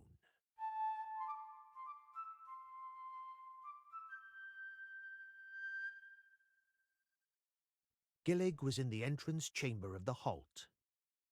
Let's look around. What's making the noise? Gillig was in the entrance chamber of an ancient, ruined otter halt.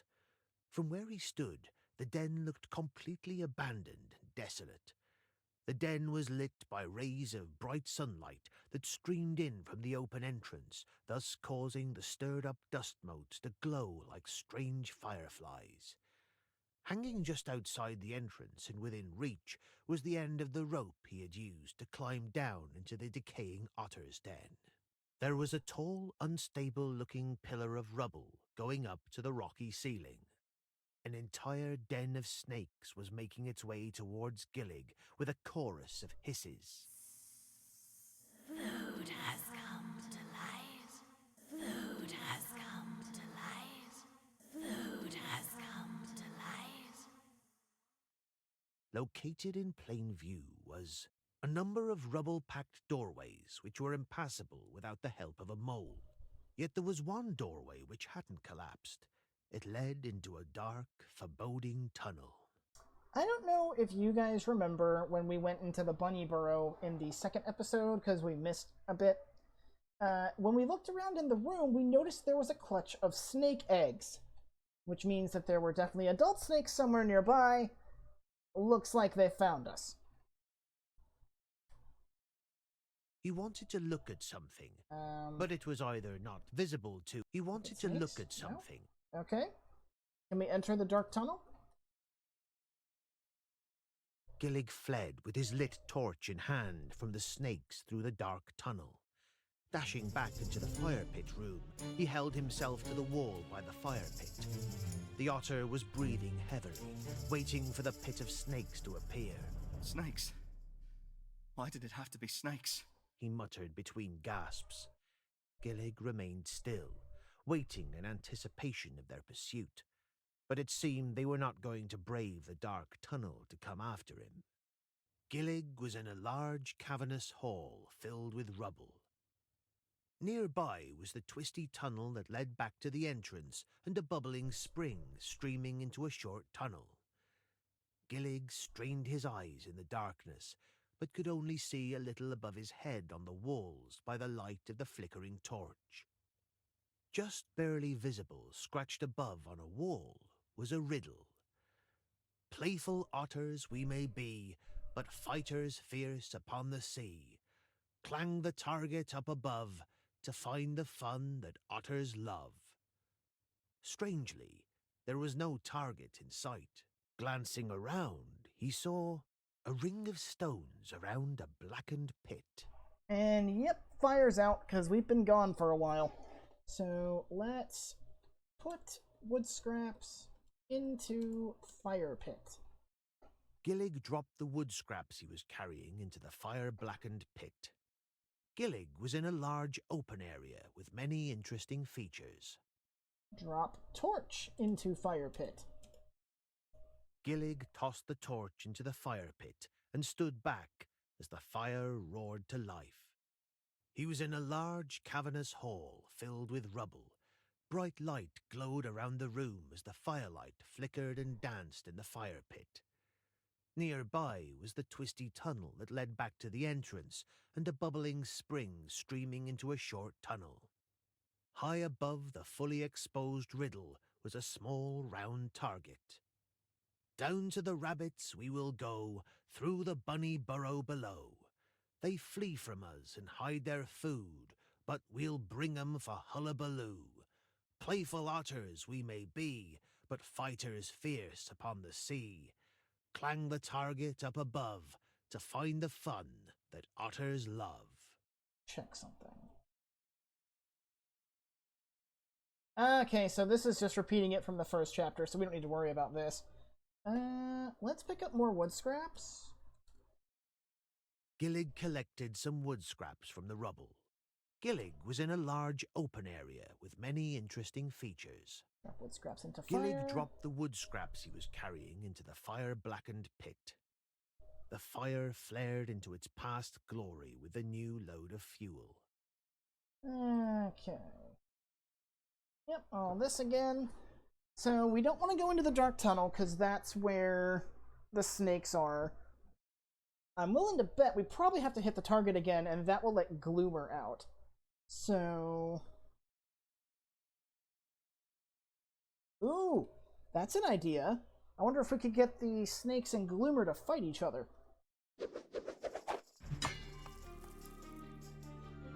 With a stone in his sling, Gillig shot at the target, hitting it perfectly in the center. The stone ricocheted off with a clang and landed in the rubble.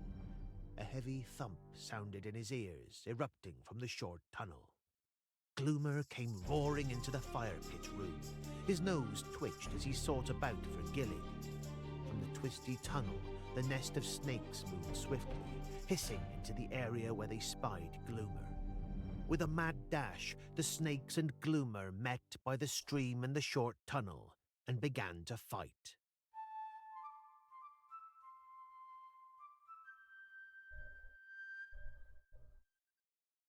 Gillig was in a large open area with many interesting features. Gloomer and the snakes were battling in front of the short tunnel. The great rat swung his mighty claws at his attackers. The snakes swayed their heads, mouths open, fangs bared dangerously, hissing their challenge. Neither side was prevailing. Well, I bet I know how we can kill two birds with one stone, or at least kill a Gloomer with one stone. Let's load our sling. Gillig loaded a smooth pebble into the sling and was ready to fire it. And let's get off one final shot. Hopefully this will do the trick.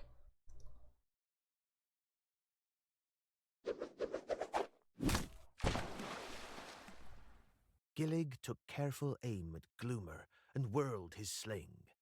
As the rock released, he erupted, surprising even himself with a mighty cry. Moss flower! The stone flew true and hit Gloomer in the head, knocking the beast to the ground. The resilient monster began to struggle to his feet, but before he could rise, the snakes were upon him.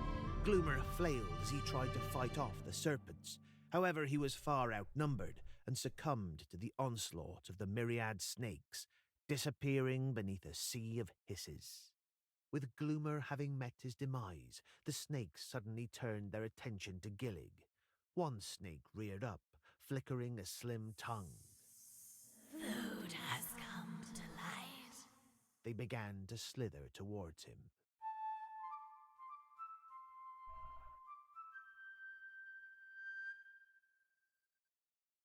Gillig was in a large open area with many interesting features. A large nest of serpents slithered towards Gillig. Are we sure the Gloomer is dead? We were pretty sure he died when Stormfin ripped him apart, but he somehow survived that. So, do we have time to look? Gloomer was not in sight. Yeah, Gloomer's not in sight. He just died right in front of you, but clearly he's not in sight. Okay, game, whatever you say. Let's move to the dark tunnel and see if we can get out of here. Gillig entered the twisty tunnel. Gillig was in a twisty tunnel lined with rubble. At one end, the tunnel ended at a wide open space, and the other way went back to the entrance. A large nest of serpents slithered towards Gillig. Alright, can we look at the snakes now? He wanted to look at something, but it was either not visible to him, or he could not find anything about it. Nope. Okay. Move to entrance. Gillig carefully made his way back out of the tunnel to the brightly lit entrance of the halt. Gillig was in the entrance chamber of the halt. A large nest of serpents slithered towards Gillig. I don't think we're going to be getting past that large thing of snakes, so we may as well just cut our losses and leave. We'll have to come back for the scroll later, hopefully with reinforcements.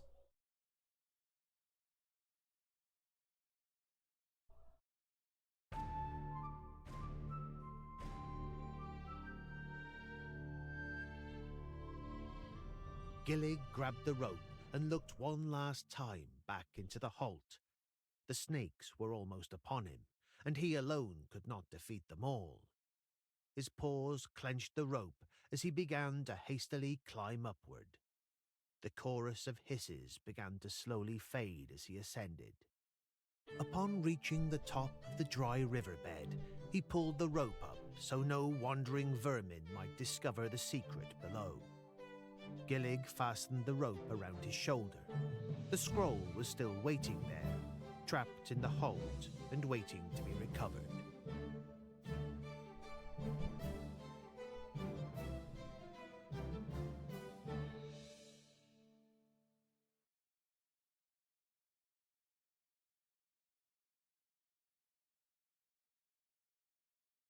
Oh, you're not going to continue from there, narrator? Okay. Gillig furrowed his brows and pondered intensely. He must have been here for 517... And then his thought was broken. Yeah, that just tells you how many actions you took to actually get to the end of the game. So, before we start the epilogue kind of has a massive credit sequence right in the middle of it, but there is a stinger at the end, so please, just bear with it. Epilogue. The fire roared brightly at Camp Willow.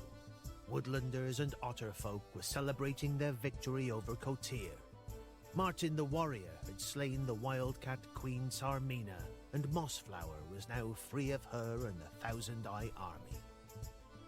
The crew of otters gathered around Gillig as he told his tale, not leaving out a single moment, spinning a story worthy of Goth as he recounted finding his way into the Bunny Burrow, the wonders of the Mushroom Cave, maneuvering his way across the tightrope, hiding from the Wildcat Queen, and ultimately fighting the snakes and escaping the Gloomer once and for all. But I lost the scroll, Skipper. Root gave Gillig a hearty clap on the back and laughed boisterously. That old thing? Oh, those vermin. What a bunch of blunderers. I could throw one of them further than they could hurl their own spears. Skipper put a paw around Gillig's shoulders. Wipe that glum look from your face, me hearty. You may not have that piece of paper to show for your troubles, but look here.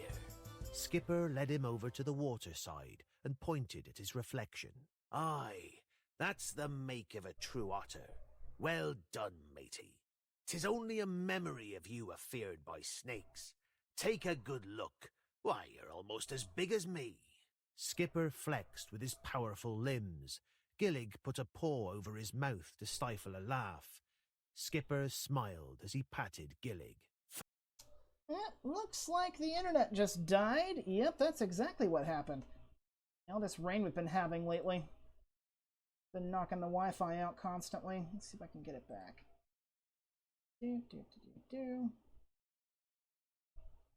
No? Connected. Come on.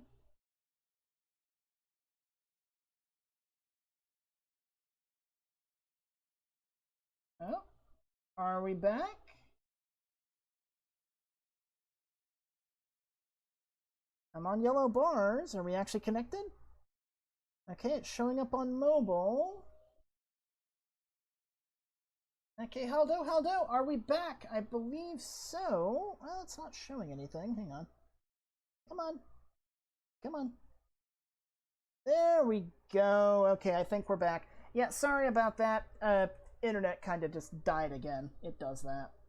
Especially with all of the rain we've been having lately. So, okay. Let's get back to it then, shall we? Float me tail. A flagon of me famous hot root punch will patch you up in a brace of shakes. What do you think? Gillig nodded gratefully and followed Skipper. But as they approached the rest of the crew, he hesitated. But I didn't get the scroll, so that means... I'm not a part of the crew anymore. Right? Well now, why don't we see what the rest of the crew thinks? Skipper and Gillig turned around to see the entire crew of otters staring at them in silence. What say you, lads? Is he deserving of more waters with us? He handled the Gloomer all by himself for months. And made a bunch of snakes look like they was bitty worms. He even got me prize sling back. Root stepped forward and gave a broad wink. I think this one is more than worthy of the crew. The burly otter hefted Gillig onto his shoulders with ease. All the otters began to cheer. Whoopery-hoo! Whoopery-hoo! Whoopery-hoo! Whoopery-hoo! Whoopery-hoo! Whoopery-hoo! And now we cut to the credits, which again, there will be a stinger afterwards. So again, just please bear with it. Oh, yeah, I already know about that, thank you. Credits. Soma Games LLC, the Redwall Abbey Company, Penguin Random House UK, developed by Kloppus LLC, Kloppus LLC, Game Design Team, David Ababio, Jacob Klein, Melchiah Mork, Michael Herrera, Scott Adams, Game Development Team, Eddie Johnson, Jacob Klein, Nathan Johnson, Intern, Scott Adams, Keyman, Ronald Moraga, Narrative Design Team, David Ababio, Lead, Rachel Johnson, Student Writer, Kendall Miller, Intern, Production Assistant, Alyssa McGaw, Programming Team, Jacob Klein, Jeremy Rako, Melchiah Mork, Scott Adams. Kloppus Executive Team, Chief Executive Officer, Scott Adams. Chief Operations Officer, Roxanne Adams. Community Manager, Michael Herrera. Operations Assistant, April Way. Vice President, David Ababio. Kloppus Special Mentions, Gillig Stand-In, Cinnamon the Loyal. Tsarmina stand-in, Cleocatra the Crafty. Gloomer stunts, Reginald Rodent. Stormfin, his fishy self. Soma Games LLC. Publicity, John Bergquist. Producer, Randy Bruin. Producer, Chris Skaggs. Assistant Director, Austin Schmidt. Icon Artist, Erin Marentet. Music and Sound Effects, James Marentet. Production Assistant, Sammy Riff. Production Assistant, Emily Adams. Game Design Consultant, Brandon Simmons. Background Artist, Jared Shear. UI Artist, Peter Venoy Jr. Trailer Design, M. Joshua Caller. Voice Actors, Narrator, Malk Williams. Gillig the Otter, Joshua Cookingham. Skipper, Malk Williams. Gonf the Prince of Mouse Thieves, Richard Reed. Martin the Warrior, Austin Schmidt. Root the Otter, David Lowe. Ferdy the Hedgehog, Hannah Tuttle. Cogs the Hedgehog, Michael Slusser. Tsarmina the Ruthless, Stephanie Tobin. Gingerveer the Forgotten, Sam A. Mowry. Chib the Robin, Madeline Slusser. Weasel Dungeon Guard 1, Alexander Doddy. Weasel Dungeon Guard 2, Carla Mack. Weasel Guard 1, Lizzie Hof. Weasel Guard 2, Alexander Wilson. Weasel Guard 3, Dominic Tuttle. Weasel Larder Guard sings, Carla Mack. Otter Crew Member 1, Jason Cates Cheverst. Otter Crew Member 2, Chris Skaggs. Otter Crew Member 3, Michael Slusser. Otter Crew Member 4, Andy Smith. Snakes, Kaylee Bray. Playtesters, Aaron Ababio, Michael Ababio, Rachel Ababio, Hannah Adalance, Janet Adalance, Danny Adams, Katie Adams, Sam Adams, Elijah Bansley, Charles Collette, Peter Collette, Anja Custer, Clay Custer, Naomi Custer, Titus Custer, Rachel Day, Aisha Durst, Tim Durst, Scott Elliott, Martin Gallagher, Hannah Helwig, Whitney Helwig, William Nye Euler, Stephanie Phipps, Ryan Pink, Brad Rako, Mike Schulte, and Porter Way, and all those who played the demos at PlatCon, GDC, and CGDC. Special thanks to Emma Topping and Charlie Moore. Credits music, Escape the Gloomer extended theme, The Lost Legends of Redwall, Escape the Gloomer, Soma Games LLC, the Redwall Abbey Company Limited, and the Random House Group Limited. 2018, all rights reserved. The Redwall Abbey Company Limited is the owner of the rights, copyrights and trademarks for Redwall, Brian Jakes, and the characters, their names, and the settings relating to the Redwall books. All rights reserved.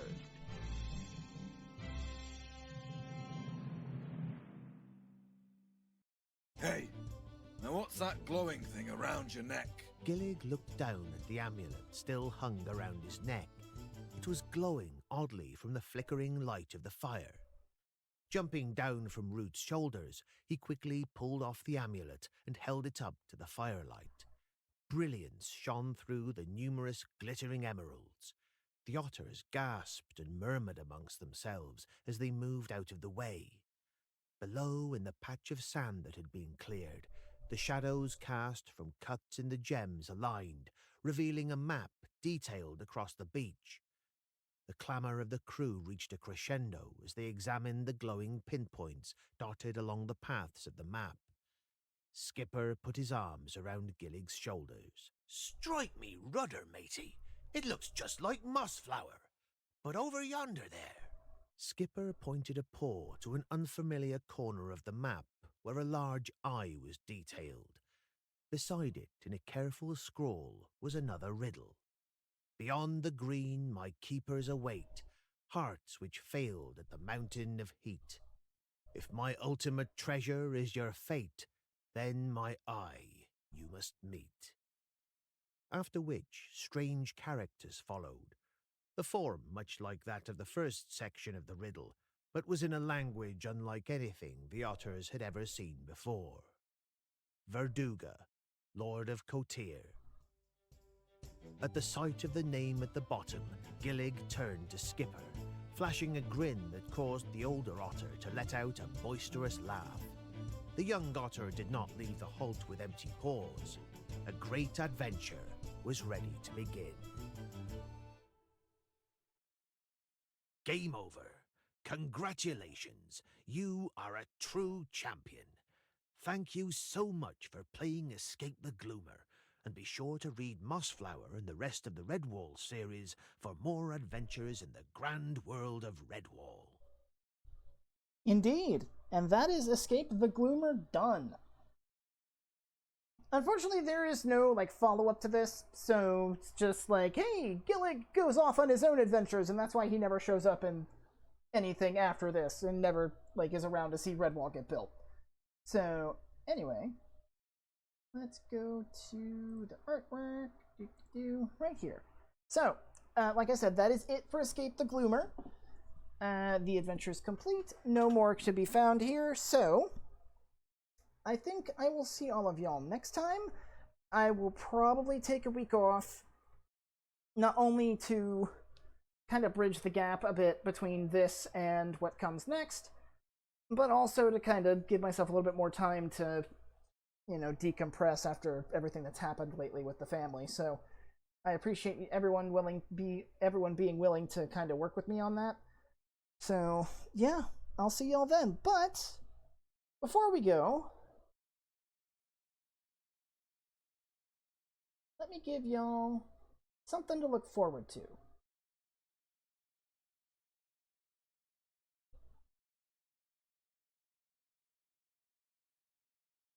And before we show this and head off, since I'll probably end the video and the stream once it's over, I hope y'all enjoyed, and I will see y'all next time. Have a good night, everybody, and sleep well.